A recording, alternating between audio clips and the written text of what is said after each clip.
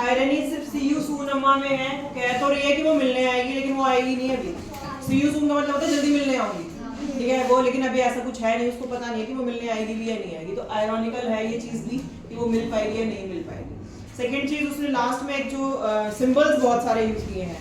अगर कोई और डिवाइस समझ में ना आए ना पेपर में किसी भी पोएम में, तो सिंबल्स, अगर सिंबल का मतलब क्या होता है, किसी भी चीज का चिन्ह, प्रतीक, ठीक है। इसमें सिंबल्स है, देखो स्प्रिंटिंग ट्रीज किसी दौड़ने का प्रतीक है, मैरिड चिल्ड्रन हैप्पीनेस का प्रतीक है, यंगनेस यूथ का सिंबल है, विगर एनर्जी इन सब का सिंबल है। तो ये दो चीजें, स्प्रिंटिंग ट्रीज और मैरिड चिल्ड्रन, दोनों ही यूथ का सिंबल है इस पोएम के, ठीक है। इसमें और कोई ज्यादा डिवाइस दे नहीं रखे। स्टेंजास देख लो, इसमें स्टेंजा वाइज क्वेश्चन दे रखे हैं, मैं क्वेश्चन बोल रही हूँ, तुम आंसर्स करना। I looked again at her weighing pale as a late winter's moon felt that old familiar ache, my childhood fear, but all I said was see you soon amma. All I did was the smile and smile and smile. Question number 1, इस stanza based question है ये। First question, the parting words of the poet see you soon amma suggest her, क्या suggest करते हैं? Passion, act, happiness, love. Answer मत देखो,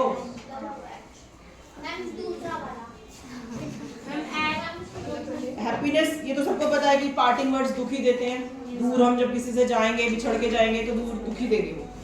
dash all that the poet did was smile smile smile, her smile is to make her mother feel comfortable and cheerful. हंस क्यों रही थी?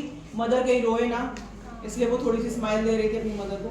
The mother has been compared to the late winter's moon as this refers to pale and grey appearance, दिखने में बिल्कुल डल हो गई है, पेल हो गई है, पीली पड़ गई है। उनकी अपीयरेंस जो है बिल्कुल कैसी दिखने में है, अपीयरेंस तो दिखा, फिजिकल अपीयरेंस दिखा रही कैसी, मतलब उनकी फिजिकली ब्यूटी जा चुकी है। सेम ऐसे ही हो गया जैसे कि विंटर का मून होता है, ignored, totally ignored.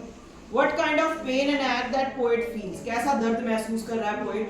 The realization that may not live long, she will die soon, because at her age 66 की एज में वो 66 की लगती हैं, she is not that much young।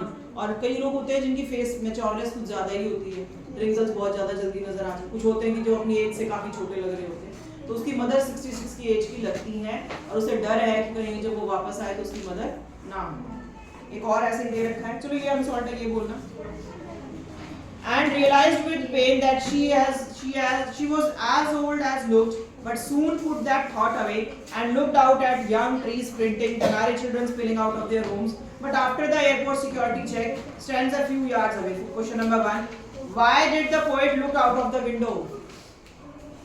क्यों देखती है खिड़की के बाहर? क्योंकि जो खिड़की के विंडो के अंदर, कार के अंदर की जो सीन था कि वो डिप्रेसिंग था, ठीक है। She wants to put that thought away। कौन सा thought? That her mother is going to die। उस सोच को वो बाहर छोड़ना चाहती थी। That's why she looked outside। Which thought she had to put away? कौन से विचार? That her mother is going to die soon। What do young trees and married children signify? It signifies youth। It signifies youth। ये दोनों किस चीज को signify करते हैं? That new upcoming life, नया जीवन शुरू होना है। बच्चे भी नया जीवन ही है एक तरीके से, और छोटे पौधे जो होते हैं वो भी। Did looking out help the poet? बाहर देखने से उसे कुछ अच्छा फील हुआ? Yes, definitely। उसने वो चीजें देखी कि एक तरफ क्या होती है, लाइफ का एंड हो रहा है, दूसरी तरफ लाइफ स्टार्ट हो रहा है, ठीक है। तो उसे पॉजिटिव अप्रोच देना है। क्वेश्चन नंबर 1 देखो, why does the young trees described as sprinting? Young trees are described as sprinting. Sprinting trees seems to be walking past them while the poet is driving to the Kochi airport. With the speed of the car, they seems to be running fast or sprinting. The poet presents a contrast of the young sprinting trees with and her veil pain dozing mother। उबासी लेती हुई माँ के साथ compare किया उसने। तो एक तरफ तो उसे वो पेड़ नजर आ रहे हैं जो बिल्कुल अभी अब स्टार्ट में बिल्कुल स्टार्टिंग पोजीशन पे है, एक तरफ माँ दिखाई दे रही है जो बिल्कुल। Why is the poet's mother compared with the late winter moon? As moon is covered with fog by the fog, during the winters appears to be hazy, dull and lack of brightness। ये दोनों तीनों चीजें उसमें बिल्कुल moon में, winter moon में नहीं होती, ठीक है ना। ब्राइटनेस होती है, बिल्कुल डल हो जाता है, हेजी, बिल्कुल बिल्कुल धुंधला धुंधला नजर आता है, तो ये सब चीजें ब्राइटनेस वगैरह उसमें होती नहीं है। The pale and colourless face, जो माँ का जो बिल्कुल कलरलेस फेस हो गया, कोई चार्म कोई ब्यूटी, जो पिंकिश जो चिक्स होते हैं वो नहीं है उनके, तो वो जो चीजें वो नहीं है उसके अंदर। फेस पेल और colourless face of the mother resembles the late winter's moon, दिखने में वो बिल्कुल उनका फेस वैसा ही लग रहा है कि मून जो क्या जिसकी ब्यूटी अब ढल रही है, सेम मदर की ब्यूटी भी अपने एंडिंग पॉइंट पर। All I did was smile, smile and smile. Why was the poet smiling while bidding farewell to her mother? क्यों हंस रही थी वो अपनी माँ को, स्माइल क्यों दे रही थी? The poet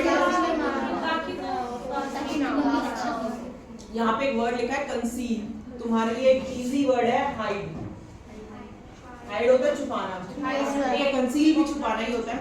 कंसीलर सुना होगा, ये तो बहुत सुना होगा। कंसीलर क्या करता है, दाग धब्बे छुपा देता है, ठीक है, तो सेम चीज कंसील है। कंसील मींस हाइड करना, अब तो याद रह जाएगा, ठीक है। हाइड का मतलब छुपाना ही है, तो अगर जिसको कंसील की स्पेलिंग ना आती हो वो हाइड की स्पेलिंग सबको इजीली याद हो जाएगी, HID, ठीक है। ये क्या कहते हैं, the poet is trying to hide her pain behind her smile, अपनी स्माइल के पीछे अपना दुख छुपा रहे थे। The pain of losing her mother soon, that her mother is going to die very soon, ये अपना वो पेन छुपा रही है। अगर ये आ जाए पार्टिंग वर्ड्स में, ये तो स्माइल स्माइल के लिए है, पार्टिंग वर्ड कहते हैं see you soon अम्मा। With these words वो क्या कर रही है, it gives hope to mother and herself also, वो क्या होप दे रही है, that we will meet soon, that you are not going to die anywhere, ठीक है, we will meet soon। वो अपनी माँ को और अपने आप को दोनों को एक होप, उम्मीद देकर जा रही है with these words that we will meet soon, कि हम जल्दी ही मिलेंगे।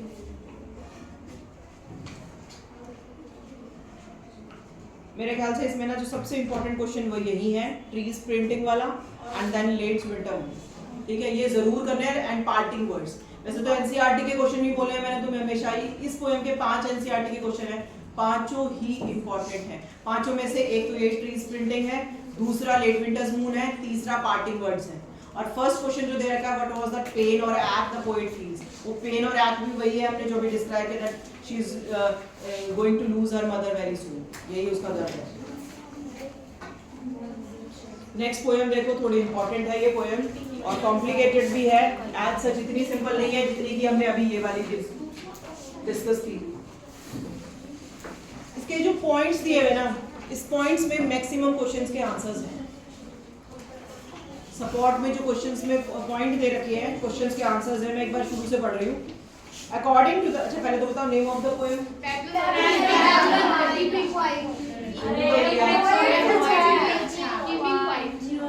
मैं यही बोलने वाली थी अभी कि तुम लोग है ना तो क्वेश्चन ढंग से सुनते और ना फिर तुम लोगों को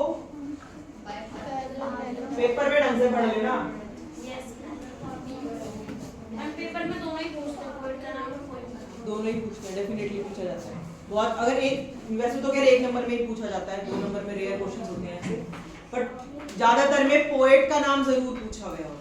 मैम लेकिन पिछले प्री बोर्ड में दोनों ही शो रखे थे क्वेश्चन में। हां, राइट और पोएम का नाम दोनों शो था। हो सकता है कई बार। अगर पहले तो ये सबसे बड़ी बात है, तुम लोगों को स्टैंजास पता होने चाहिए। ये इस पोएम का स्टैंजा है, क्योंकि आपकी जो कीपिंग क्वाइट है और जो ब्यूटी थिंग ऑफ ब्यूटी है, वो दोनों ही मिक्सिंग सी लगती है। ये बात याद रखना मैं बार बार, क्योंकि मेरे सामने जो बच्चे आते हैं जो प्रॉब्लम लेकर आते हैं, तुम्हारी बात नहीं कर रही, जो और बच्चे पढ़ने आते हैं, वो भी सबके सामने एक कॉमन प्रॉब्लम होती है कि मैम दे, मतलब हम ये आइडेंटिफाई नहीं कर पाते कि ये स्टैंजा किस पोएम से बिलोंग करता है, ये कीपिंग क्वाइट का है या थिंग ऑफ ब्यूटी का, क्योंकि दोनों में ऑलमोस्ट सेम सी नेचर की बात की गई है।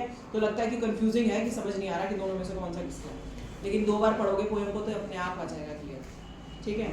अब जो पॉइंट्स इसमें दे रखे हैं, according to the poet keeping still and quiet will facilitate introspection and a feeling of universal harmony, ये पोएम की थीम है। अगर क्वेश्चन पूछ लिया जाए what is the theme of the poem, वो यही है कि कीपिंग स्टिल और क्वाइट विल फैसिलिटेट, फैसिलिटेट का मीनिंग होता है हेल्प,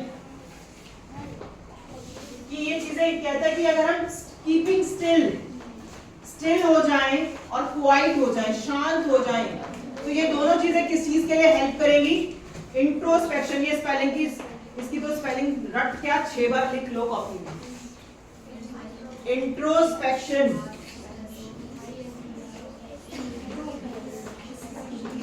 अच्छा एक चीज मुझे बताओ, इंस्पेक्शन की क्या, इंस्पेक्शन जो होता है वो क्या होता है? इंस्पेक्शन वाले क्या करने आते हैं? चेक करने आते हैं स्कूल का काम स्कूल में ठीक से हो रहा है नहीं हो रहा। मेरे जाने के बाद डिस्कशन करना अपने आप छोड़ो, ठीक है? अभी सीरियसली पढ़ लो, मेरे लिए बड़ा मुश्किल है 2 घंटे लगातार बोलना। मेरी एनर्जी जितनी मैं सेव कर आई हूँ, तुम लोगों को डांटने में ना जाए, ध्यान मत भटकाओ। अब देखो इंस्पेक्शन, ठीक है? इंस्पेक्शन चेक करना होता है। इंट्रो और एक्सट्रो का मीनिंग क्या होता है? इंट्रो का अंदर वाला और एक्सट्रो का बाहर वाला, यही होता है। तो इंट्रो और इंस्पेक्शन का मतलब होता है, इंस्पेक्शन का मतलब क्या है? चेकिंग, ठीक है? और इन अगर इसके आगे लगा दिया जाए तो अंदर की चेकिंग, स्कूल के अंदर की चेकिंग करने आते हैं इंस्पेक्शन वाले। अब यहाँ पे इंट्रो का मतलब क्या है? इंट्रोवर्ट सुना है? ये बच्चा इंट्रोवर्ट है।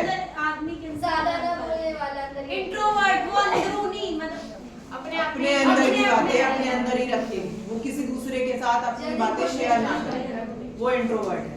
तो ये इंट्रो का मतलब हमारी पर्सनल अंदर वाली बात के लिए बात कर रहा है। और अगर इंस्पेक्शन का मतलब चेक है तो ये अपने अंदर को चेक करने के लिए बोल रहा है। जो नींद आ रही है, कल पेपर है, जाग जा, मुंह धोकर आ, खड़ी हो जा, तुझे ही कह रही हूँ मैं तुम्हारी गाड़ी से चक्कर मैं तुझे वही कह रही हूँ, तू पानी पी, घूम कर आ जा बाहर एक बार, मेरे को मत डिस्ट्रैक्ट करो प्लीज, ठीक है? अब ये इंट्रोस्पेक्शन की बात कर रहा है, मतलब अपने अंदर जांचने की बात कर रहा है। और एक्सट्रोस्पेक्शन क्या, कुछ होता नहीं बाहर, तो दुनिया को हम वैसे ही जांचते हुए हैं। तो ये हेल्प किस चीज में हेल्प करेगा? स्टिल और क्वाइट रहना हमें इंट्रोस्पेक्शन में हेल्प करता है। हम अपने अंदर क्या चल रहा है उसको जांच लें, हमने कितना गलत किया, कितना सही किया, ये चीजें जांचने के लिए क्या है? इंट्रोस्पेक्शन। तो पोएट हमसे यही कह रहा है कि एक यूनिवर्सल हार्मनी, हम क्या चाहता है वो हमसे कि हम थोड़ी देर चुप हो जाएं, शांति से बैठें। क्या करेगी ये चीजें? हमें हेल्प करेंगी इंट्रोस्पेक्ट को, हमारे अंदर क्या चल रहा है, हम क्या चाहते हैं रियल में, उस चीज को हमें मतलब लेकर आने में हेल्प करेगी। और दूसरा यूनिवर्सल हार्मनी, पहले तो ये बता यूनिवर्सल का मीनिंग क्या होता है? बाहर की चीजें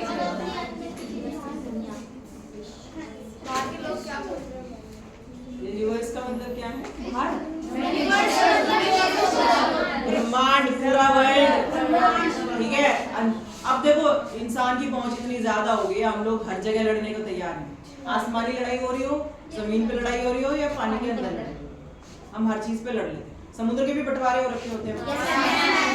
इंडिया का अगर समुद्र है तो वो बाउंड्रीज डिवाइडेड है, आगे श्रीलंका की बाउंड्री पड़ती है, हम वहां नहीं जा सकते वरना हमारे शिप्स को वहां पे उड़ा दिया जाएगा, ठीक है? द सेम चीज हमने ऊपर आसमान भी बांटा है, हम रडार से चलाते हैं। अगर पाकिस्तानी कोई भी है एयरप्लेन या एयरक्राफ्ट या कुछ भी, इवन दैट अब जो छोटे वाले वो चल रहे हैं, क्या बोलते हैं, ड्रोन, वो भी अगर कोई हमारे कंट्री के ऊपर वाले आसमान के एरिया में नहीं आ सकता, तो हमने क्या कर लिया, ठीक है?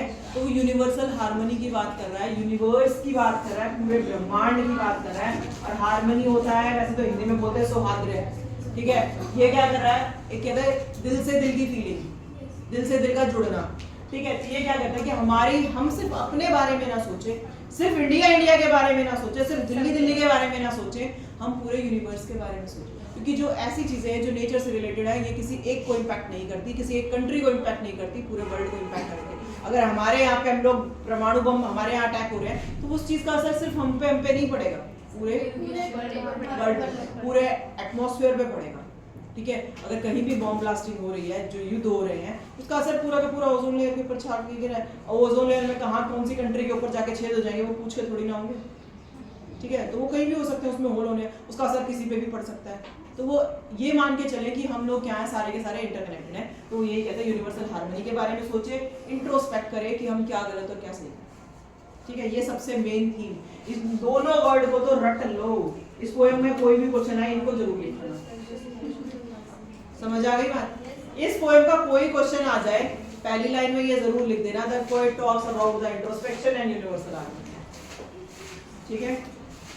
अब वो कहते हैं, कई बार क्वेश्चन पूछ लिया जाता है, why the poet choose to count 12? अब 12 नंबर ही क्यों चूज किए उसने काउंटिंग के लिए? 20, 30, 50 क्यों नहीं चूज किए? कहता है the use of the number 12 can be associated with the 12 hours of the clock, घड़ी में 12 घंटे।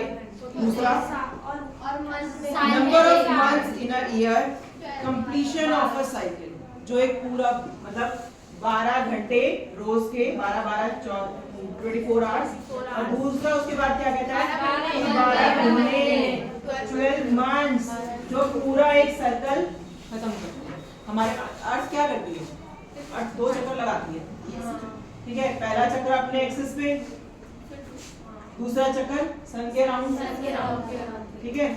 ये सन है, सन के राउंड चला रही होती है। अगर अर्थ का एक्सिस दिखाया जाए तो अपनी ही दूरी पे वो घूम रही है, और दूसरी तरफ अर्थ के चक्कर अपने एक्सिस पे भी घूम रही है वो, ठीक है। अपने एक्सिस पे भी चक्कर लगा रही है, गोल गोल गोल गोल यहाँ घूम रही है, और घूमते घूमते इस वाले जो अपने एक्सिस पे घूमती है उससे बनते हैं 12 घंटे, और जो सूर्य के साथ चारों तरफ चक्कर काट रही है उससे 12 मंथ, ठीक है। तो यही पूरा होल सर्कल है। 12 घंटे 12 घंटे 24 घंटे से एक दिन बना, दिन से पूरा साल बना। बस साल ही तो है, साल खत्म होते ही अगला साल शुरू हो जाता है। तो पूरा 365 डेज का जो सर्कल है वो सर्कल ही इसने बात करी। मैं 2 बार तुम्हें रोक चुकी हूँ।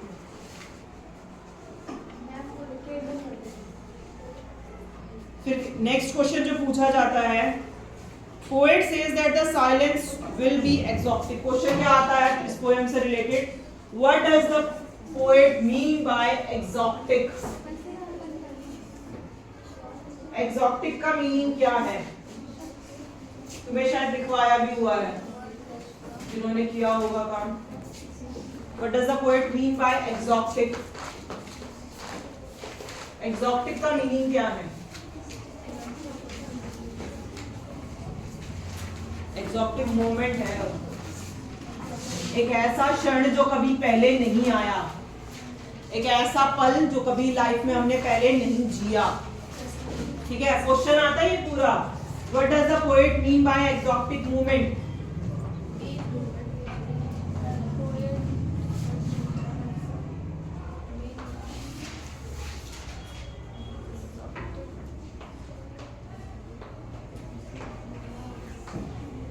ये एग्जॉस्टिक मूवमेंट है क्या? जब हमसे पोएट कहता है कीपिंग क्वाइट में कि चुप हो जाओ तो एक ऐसा पल आएगा जिसमें पूरे वर्ल्ड में शांति हो, कोई बात नहीं कर रहा होगा, तो ऐसा पल तो पहली बार ही आएगा कि पूरे वर्ल्ड में एक टाइम में शांति हो। The poet says that the silence will be exotic because it will be a blissful moment. Blissful क्या होता है? एक आशीर्वाद वाली moment. Blissful moment एक happy moment. Blissful moment का मतलब एक ऐसी moment जो कि हमें एक तरीके से ऐसे लगेगी जैसे हमें किसी ने आशीर्वाद दिया, blessings the. The poet says that the silence will be exotic because it will be the blissful moment near a divine experience. आध्यात्मिक experience होगा when we will all be together. जब हम पूरे वर्ल्ड के साथ एक साथ हैं। ये लाइन अंडरलाइन कर लेना, इसका मीनिंग जब लिखोगे तो लिखनी है। इसमें नीचे भी एक बार और उसने हमें डिफाइन किया हुआ है, in that exotic moment, इस exotic moment में क्या होगा? Even the fisherman who represent the people who kill and harms other creature. जो फिशरमैन है वो किस चीज का सिंबल है? उन लोगों का, उन क्रिएचर्स का, उन लिविंग ऑर्गेनिजम्स का जो दूसरों को मारते हैं, जो दूसरे लिविंग ऑर्गेनिजम्स को खत्म कर देते हैं, चाहे वो शिकार कर रहे हैं, चाहे वो मछली पकड़कर मछलियाँ बेच रहे हैं, ठीक है। जो शिकार करके बेचते हैं जानवरों को, वो भी सारे के सारे इसी का पार्ट है। हम अपनी ज़रूरतों के लिए जिस भी लिविंग ऑर्गेनिज्म को अगर मार रहे हैं तो वो सारे के सारे क्या है? फिशरमैन। उसने उसको सारा को एक ही उस पे मतलब क्या कहते हैं, सेम एस्पेक्ट में लेकर चल रहा है। दूसरा कहता है would not harm the whales. ऐसे मोमेंट में जब हमने कह दिया कि हाथ खड़े ही नहीं करने, कुछ हाथों से काम ही नहीं करना, कोई मशीन चलानी ही नहीं है, सब बिल्कुल स्टिल स्टैचू की तरह खड़े हो जाएंगे, कोई बात नहीं करेगा, चुप बिल्कुल, तो उस मोमेंट में वो वेल थोड़ी ना पकड़ेंगे, मछलियों को थोड़ी ना पकड़ेंगे, क्या होगी? शांति होगी। फिर कहते हैं salt gatherer represents those adding comforts to life. Salt gatherers किनको कह रहा है?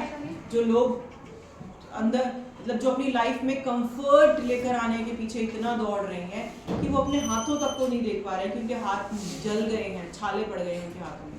तो वो कह रहा है लाइफ में पैसा और कंफर्ट के पीछे हम इतना भाग रहे हैं कि हमें अपनी फिजिकल कंडीशंस नजर नहीं आती कि हम कैसी हालत में जी रहे हैं। एक क्वेश्चन जो इसमें और आता है, what does the poet mean by green Wars?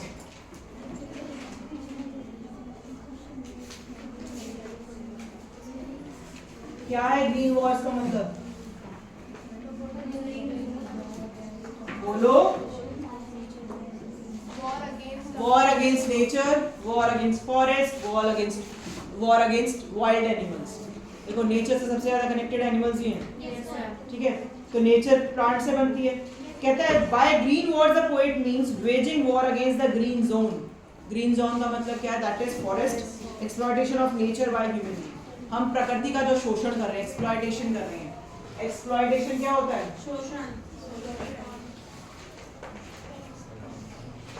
शोषण कर रहे हैं। किस चीज का शोषण कर रहे हैं? नेचर। नेचर के अंदर क्या क्या आता है? पेड़ पौधे, ठीक है, रिवर्स वगैरह सब नेचर का पार्ट है। हम नदियों का पानी यूज कर करके वो क्या कर रहे हैं? नालों में भेज रहे हैं, कर रहे हैं ना यही काम। पेड़ों को काट काट के फर्नीचर बना रहे हैं, घर बना रहे हैं। जानवरों को हम उन्हें चाहे खुद नहीं मार रहे हैं, लेकिन due to the impact of our daily routine, due to pollution, वो खुद ही मर जा रहे हैं। उनके लिए सर्वाइवल कंडीशंस रही नहीं। सारे के सारे अपने हाथों पर करो, बैठे बैठे हाथों पर हिलाओ, अब जोर जोर से गोल गोल शेक करो।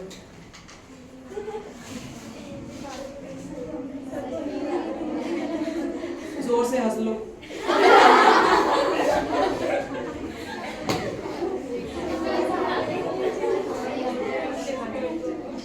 बैठ जाओ सीधे।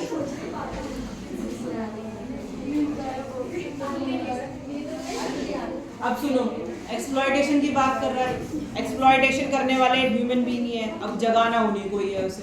तो जब वो कह रहे हैं ना war against nature, green war की मतलब war against nature, war against wild life, ठीक है, कि हम जानवरों को तक को नहीं छोड़ रहे हैं। हालांकि ऐसा नहीं कि हम उन्हें पकड़ पकड़ के मार रहे हैं। हमने टाइगर्स को मारा तो है, मरे तो वो तब भी हमारी वजह से नहीं, हमने खुद भी उनके शिकार किए हैं। लेकिन the other thing is that कि उनके लिए एटमॉस्फेयर का टेम्परेचर इतना बढ़ता जा रहा है, ग्लोबल वार्मिंग इतनी बढ़ती जा रही है कि वो बेचारे सर्वाइव ही नहीं कर पा रहे। इनडायरेक्टली और डायरेक्टली हम दोनों तरीके से उनको मार रहे हैं, ठीक है।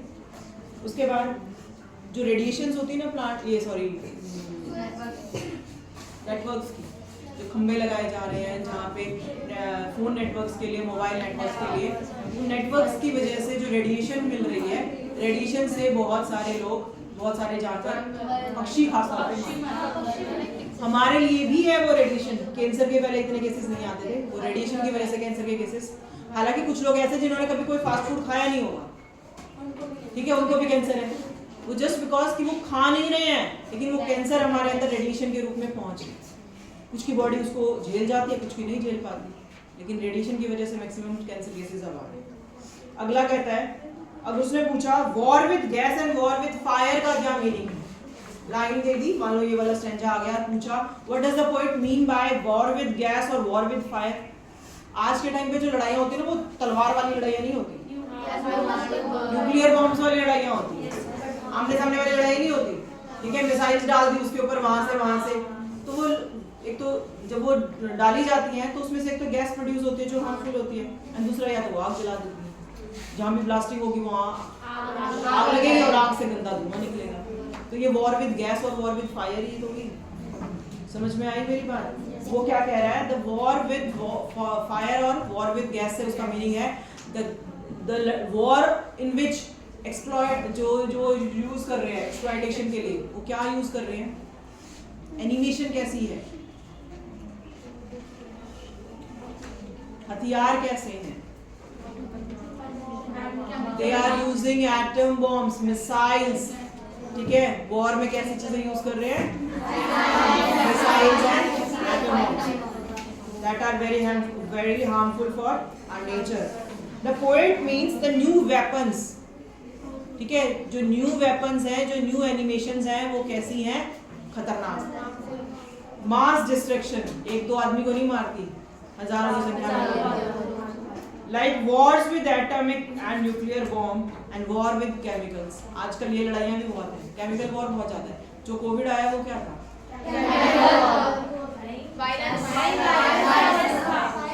बट इट इज फॉर्म्ड, अपने आप नहीं था, ठीक है, वो बनाया। तो केमिकल वॉर्स भी बहुत सारी हैं, वो केमिकल के थ्रू ही किसी दूसरे के अंदर पहुंचा दिया गया, एक से दूसरे, दूसरे से तीसरे, ठीक है। तो केमिकल वॉर और न्यूक्लियर बॉम्ब्स वाली वॉर आने वाला टाइम कह तो लेते ना कि ऐसी बॉम्ब ब्लास्ट वाली वॉर्स वगैरह नहीं होंगी, वो इसी तरीके की वायरस वॉर्स होंगी, ठीक है। हार्मफुल वायरस किसी भी कंट्री में पहुंचा दो, पूरी कंट्री का। The poet believes in life, ये वाला है क्वेश्चन बहुत इंपॉर्टेंट, सबसे इंपॉर्टेंट क्वेश्चन इस चैप्टर का, अब ये इस पोएम का ये वाला है।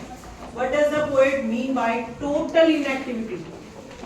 4 क्वेश्चन इस पोएम से सबसे इंपॉर्टेंट है। पहला हमने कर लिया एक्सोटिक मूवमेंट, दूसरा वॉर विद ग्रीन वर्ल्ड, ठीक है। तीसरा ये वाला है what does the poet mean by total inactivity के बारे में बात करता है।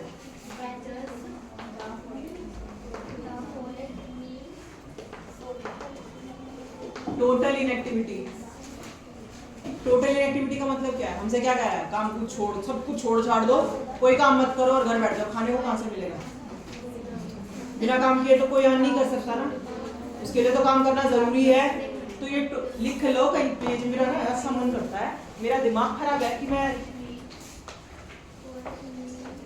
या डी वाले मुझे बिल्कुल ही फॉर ग्रांटेड लेकर चलते हैं कि करवाओ चाहे मत करवाओ, हमें कोई फर्क नहीं पड़ता।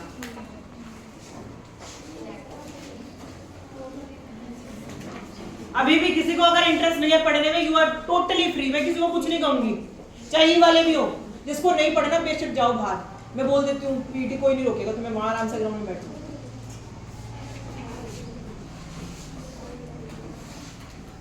पर ना कोई भजन कीर्तन चल रहा जहां तुम लोग तालियां बजाने के लिए और मेरे पीछे पीछे गाने के लिए बैठे हो। कल पेपर है इसलिए रिवाइज करा रही हूँ, और मेरे को भी आराम से बैठना आता है। लिख के यहाँ 2 क्वेश्चन और मैं भी जाकर आराम से खड़ी हो जाऊँ बाहर। जो लिखवा, मैं एज सच तुम्हें रिवाइज करा रही हूँ, तुम लिख तो लो। क्वेश्चन तो तुमने लिख रखे होंगे अगर मैंने भेजे हैं तो। वही है, सिर्फ उसमें इंपॉर्टेंट क्या है और एक्सप्लेन करके कि सिर्फ तुम लोगों को रिवीजन यहाँ हो जाए, तुम क्वेश्चन लर्न करने बैठो तो आसानी से याद हो जाए।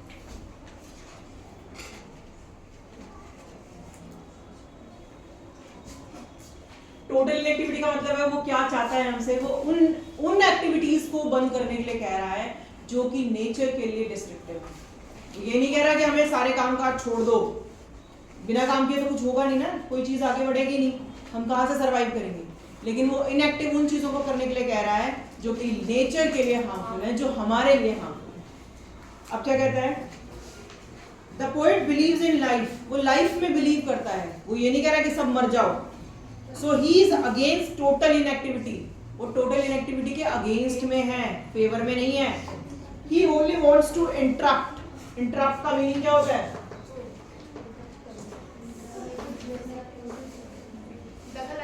दखलंदाजी होता है, किसी चीज को बीच में रोक देना। मैं बोल रही हूँ, कोई मुझे बीच में बोल देगा, दैट इज इंटरप्ट। वो कहता है रोकना चाहता है, वो इंटरप्ट का मतलब रोकना ही होता है एक तरीके से। वो रोकना चाहता है किस चीज को? वो एक्टिविटीज जो नेचर के लिए हार्मफुल, ठीक है।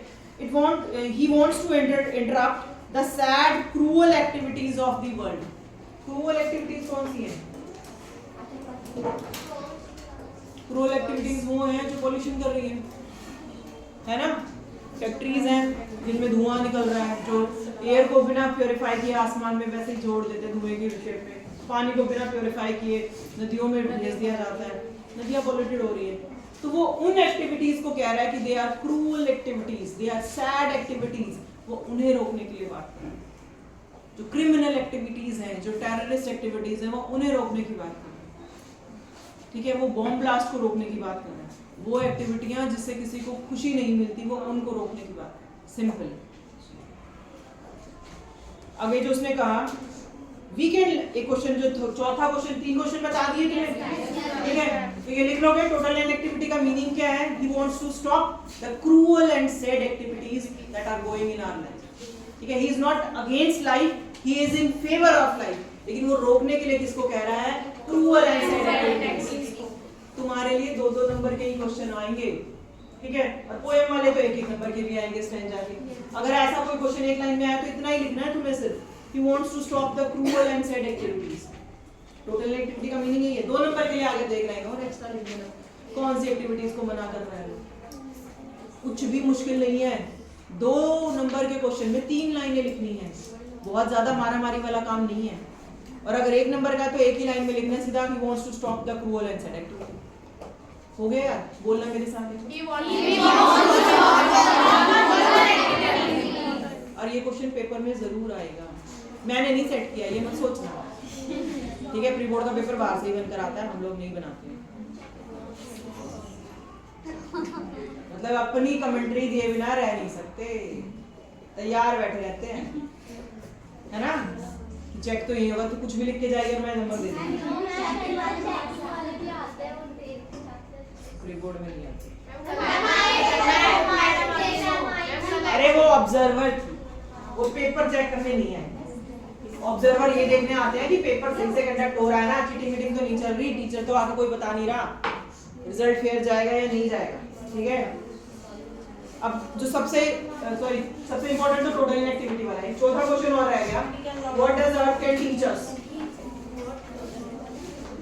अर्थ के बारे में लास्ट स्टेंजा में बोला है उसने कि अर्थ हमें कुछ सिखाती है। क्या सिखाती है? अर्थ हमसे कुछ लेती है? सिर्फ देती है। मुझे किस बात पे चाहिए?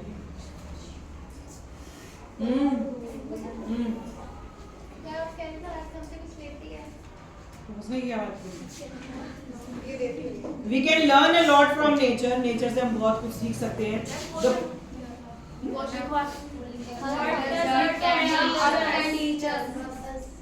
नहीं, ये क्वेश्चन मार्क लगा लो और क्या?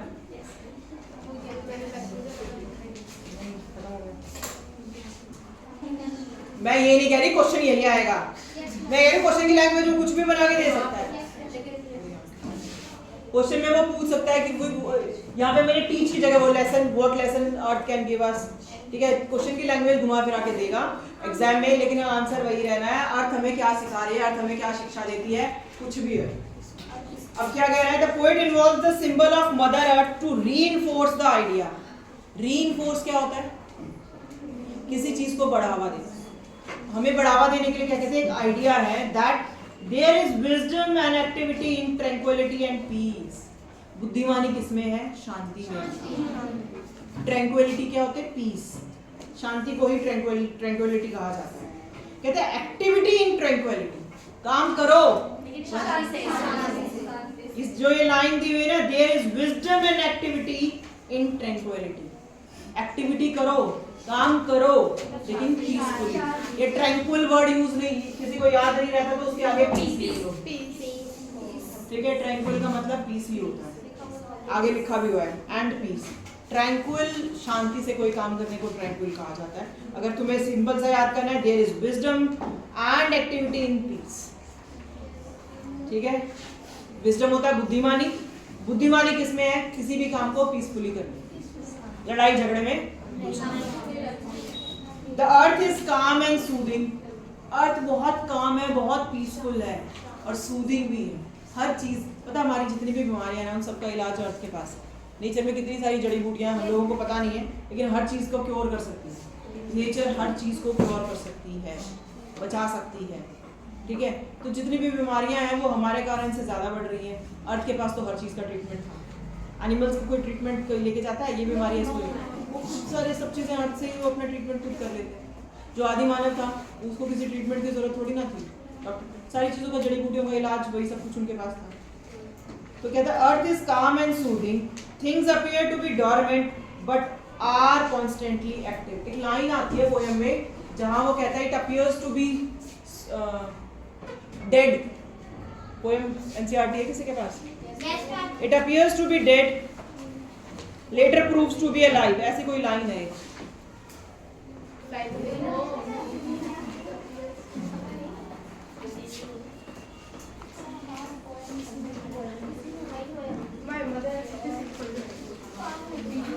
देखो कीपिंग पॉइंट में दे रखा है When everything seems dead, हर चीज मरी हुई नजर आती है, and later proves to be alive। अगर इस लाइन का मीनिंग पूछ लिया जाए तुमसे, ये वाला स्टैंजा दे दिया जाए और पूछा जाए इस लाइन का क्या मीनिंग है, कि हर चीज मरी हुई दिखती है और फिर बाद में जिंदा हो जाती है। मैंने तुम्हें एग्जांपल दिया था सीड का भी। सीड कैसा होता है? सॉलिड होता है। देखिए ना, बीज गेहूं का बीज है, चावल का बीज है, सारे सीड्स कैसे सॉलिड फॉर्म में होते हैं। जमीन में डाल दो, पानी, धूप मिलने के बाद क्या होता है? छोटा पौधा निकल आता है। सीड था जब तक वो क्या था? नॉन लिविंग था। लेकिन जैसे ही वो प्लांट ग्रो करना शुरू करता है वो तो ये क्या करता है, अर्थ पे ही तो ग्रो करता है, अर्थ पे ही तो ग्रो कर रहा है प्लांट। तो जब वो सीड था तो वो सॉलिड था, नॉन लिविंग था, डेड था, लेकिन जब वो प्लांट के रूप में ग्रो करना शुरू करता है वो लिविंग बन जाता है, अलाइव हो जाता है। यहाँ वो डेड था, सीड की फॉर्म में डेड था, यहाँ वो अलाइव हो जाता है, जिंदा हो जाता है, जीवन आ जाता है उसके अंदर। इस लाइन का मीनिंग ये है कि which appears to be dead, seed जो है, एग्जांपल आप लिख सकते हैं इसमें इस लाइन के मीनिंग में कि just like a seed it appears to be dead but later on when a plant start growing it appears to be alive। ठीक है, कि दिखने में अर्थ कैसी लगती है, पत्थर ही तो है, निर्जीव चीज ही तो है, लेकिन जब उसी से एक पौधा निकलता है, पूरे ब्रह्मांड को जब जितने भी लिविंग ऑर्गेनिज्म है सबको पाल रही है, तो खुद एक नॉन लिविंग थिंग है क्या, दिखने में है, असलियत में नहीं है। हो गए 4 क्वेश्चन। एक लास्ट लाइन और दे रखे इसमें, the poet state that we must try to understand what life means in terms of activity. Activity का मतलब जीवन से है, दूसरे को मारने से नहीं है। That is which action are worthy of being done and which are not, कौन से एक्शन हमें करने चाहिए, कौन से नहीं करने चाहिए, ये मैसेज है पोएम। ये जो लास्ट की लाइनें हैं, what message the poets want to give is that क्या कहता है, which actions are worthy of being done and which are not in terms of activity। in terms of activity, activity मतलब हम जो काम कर रहे हैं, कौन से काम हमें करने चाहिए और कौन से नहीं करने चाहिए। इसको एक बार पॉज कर दें, एक बहुत लंबी